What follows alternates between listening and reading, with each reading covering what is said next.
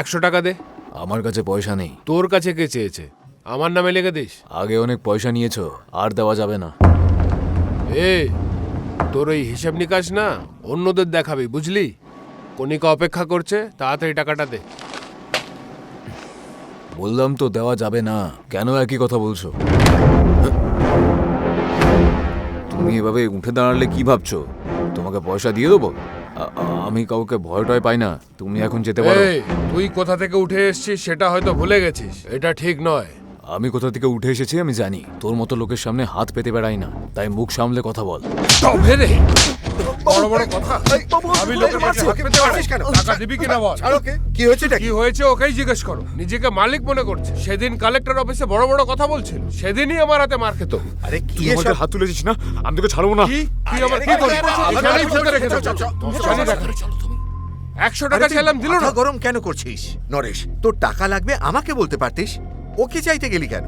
ওকে এত মাথায় তুলেছো কেন? তোর যা চাই আমাকে বলবি। এই নে, এটা রাখ, রাগিস না। আমাকে টাকা দেবে কি দেবে না সেটা তোমার ব্যাপার। ওকে আমাকে না বলার। আরে তুই তো নিজের হাতে করে ওকে এনেছিলি। শোন নরেশ, তোর আমার সম্পর্ক আলাদা। তুই বললে এক্ষুনি ওকে কাজ থেকে বের করে দেবো। ঠিক আছে, বাদ দাও, ওকে বের করতে হবে না। এই তো, মন বড় তোর। চল।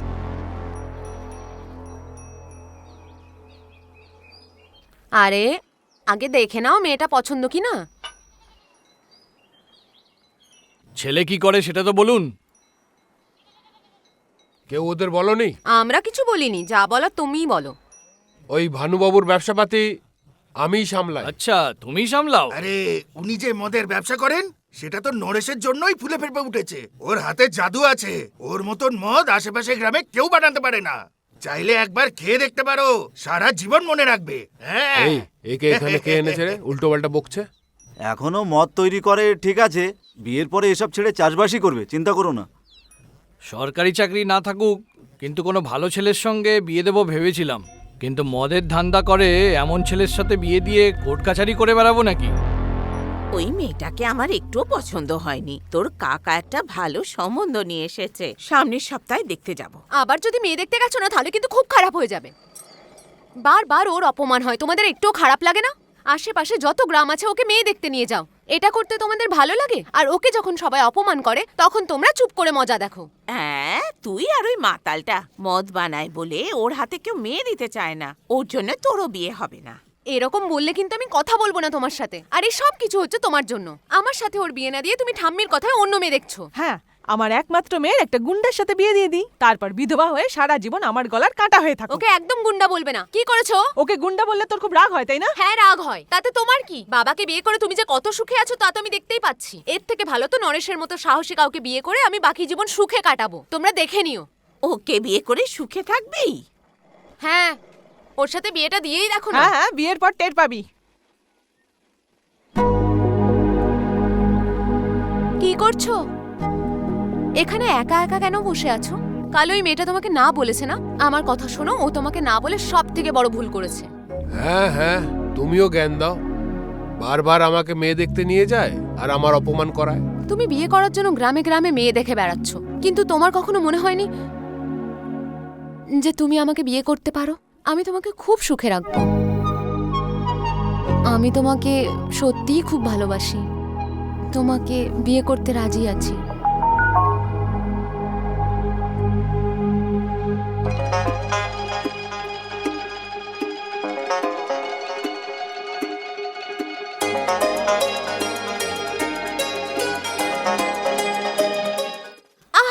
কাঁটা ফুটলো নাকি? দেখে চলো। শুধু ওর নয়, আমাদের পায়েও কাঁটা ফুটছে। হ্যাঁ হ্যাঁ, ঠিক আছে, তুমি চলো তো। আরে কি হলো দাদা, এত রাতে কি মনে করে? এক জোড়া চটি লাগবে। আরে আমি সবার জন্য চটি জুতো বানাই না। কেন? শুধু বাবুরাই চটি পরবে নাকি? তোকে আমার হবু বউয়ের জন্য বানাতে বলছি। কিন্তু উনি যদি কোনো ঝামেলা করেন তাহলে? ঝামেলা করলে আমি বুঝে নেবো। তুই তাড়াতাড়ি বানা। পায়ের মাপ কত? হ্যাঁ, মাপ না জানলে চটি বানাবো কি করে? হ্যাঁ, মাপ তো মনে হয় এই এতটাই হবে। ভালো করে বানা, পায়ে যেন কাঁটা না ফোটে। ঠিক আছে দাদা। ওপরের দিকটা যেন একটু নরম হয়, নিচটা একটু শক্ত বানাবি। হ্যাঁ হ্যাঁ হ্যাঁ, হয়ে যাবে। আচ্ছা শোন, হ্যাঁ আমার হবু বউ পড়বে তো, একটু সুন্দর করে বানা। ঠিক আছে ঠিক আছে। এমন করে বানা ও পরলে যেন ওর পায়ের সাথে খুব ভালো এই মানায়। নাও তুমি বানাও তাহলে। আরে ঠিক আছে ঠিক আছে, তুই বানা। হ্যাঁ বানা।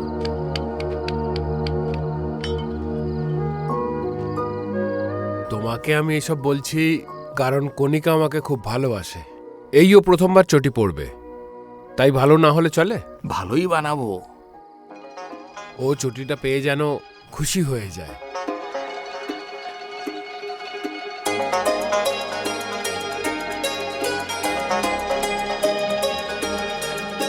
এই চটিটা পড়ো, আর কাঁটা ফুটবে না।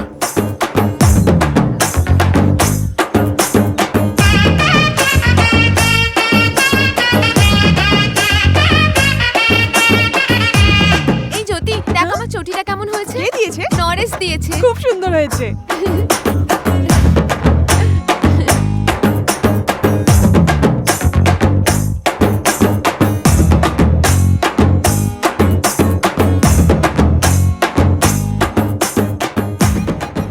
সেদিনের পর থেকে কাকু কাকু কণিকাদি কাঁদছে, তাড়াতাড়ি চলো কাকু। কি হয়েছে বলবি? কেন করলে তুমি এরকম? তোমার দাদা নাকি বইয়ের রোজগারে বসে বসে খায়। আমরা বারণ করাতে ওকে দূরে কাজ করার জন্য পাঠিয়ে দিল। কিন্তু আমরা, তুমি তো জানো আমাদের জন্য চটি পরা বারণ। সেটা জানার পরেও তুমি কণিকাকে পরার জন্য চটি দিয়েছো, আর ও ওটা পরে সারা গ্রাম ঘুরে বেড়াচ্ছে। আরে ও তোমাকে অন্ধের মতো ভালোবাসে, ও পাগল হয়ে গেছে। কিন্তু তুমি এটা কেন করলে বলো? একবার ভেতরে গিয়ে দেখো ও তখন থেকে কিভাবে কেঁদে যাচ্ছে। জানি কি না হয়েছে? কি পাপ করেছি যে এই ঘরে জন্ম হয়েছে।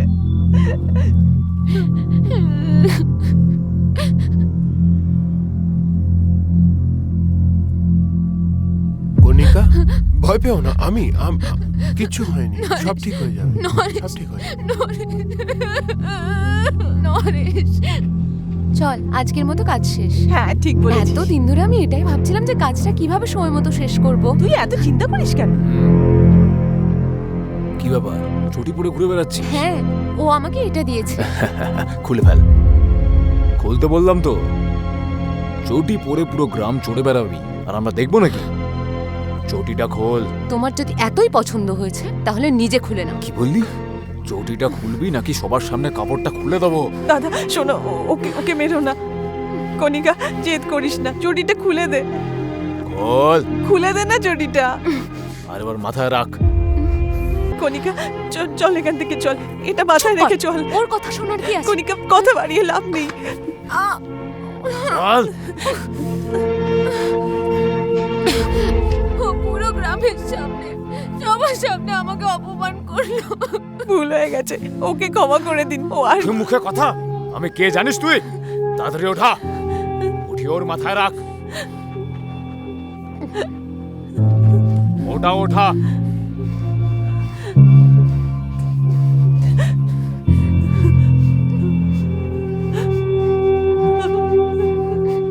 কণিকা এটা মাথায় রেখে চল, সবাই দেখছে। কণিকা এটা ধর আর চল। কণিকা মাথায় রাখা চল। আমি ওর সামনে একটুও কাঁদিনি নরেশ। ওরা আমাকে লাঠি দিয়ে মেরেছে, চড় মেরেছে, তাও আমি কাঁদিনি। আর সবাই দাঁড়িয়ে দাঁড়িয়ে মজা দেখছিল, কিন্তু একজনও এগিয়ে এসে জিজ্ঞেস করেনি মেয়েটাকে কেন মারছো।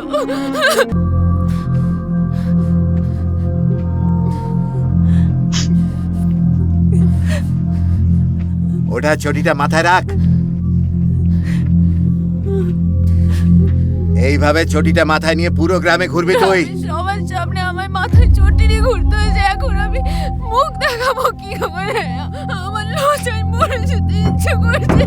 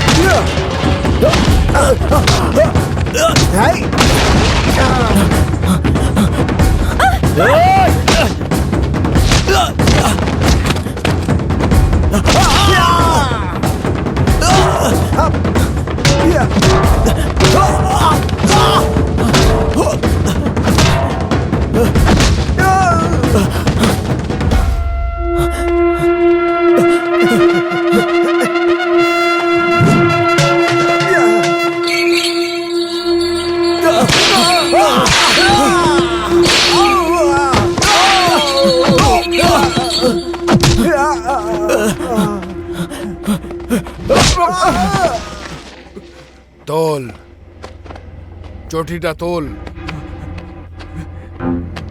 এবার পালা।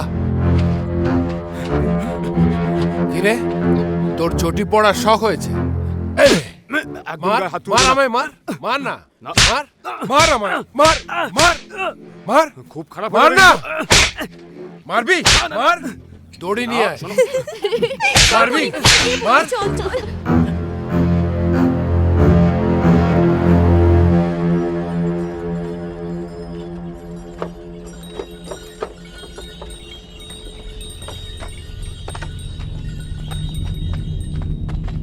এই এদেরকে খোলো আগে। নরেশ, কি করেছে ওরা? একটা অসহায় মেয়ের উপর অত্যাচার করেছে। বলেছিলাম না, কিছু হলে আগে আমায় জানাবি। আগে কি হয়েছে সেটা তো জানো। আমার কিছু জানার দরকার নেই, তোর এসে আমাকে জানানোর দরকার ছিল। তুমি তোমার লোকেদের নিয়ে যাও, শুধু সোনুকে এখানে রেখে যাও। কণিকা আসার পর ও ওর কাছে ক্ষমা চাইবে, তবে ওকে ছাড়বো। চুপ কর! আমারই ভুল, লাই দিয়ে দিয়ে তোকে মাথায় তুলে দিয়েছি আমি। একটা অসহায় মেয়ের মাথায় চটি রেখে পুরো গ্রাম ঘুরিয়েছে, এটা কি অন্যায় নয়? আর তুমি আমাকে মারলে। হ্যাঁ, তোর হবু বউয়ের মাথায় চটি রেখে গ্রামে ঘোরানো আর আমার লোকেদের চটি দিয়ে মারা একই ব্যাপার হলো। আর তোমাদেরও বলিহারি, যখন আমার লোকেদের মারছিল তখন তোমরা কি দাঁড়িয়ে দাঁড়িয়ে তামাশা দেখছিলে? আমি মন প্রাণ দিয়ে বাবুর জন্য কাজ করতাম, কিন্তু বাবু আমাকে কি চোখে দেখতো সেটা সেদিনই বুঝতে পেরেছিলাম। ওর কাছে আমার কোনো সম্মানই ছিল না।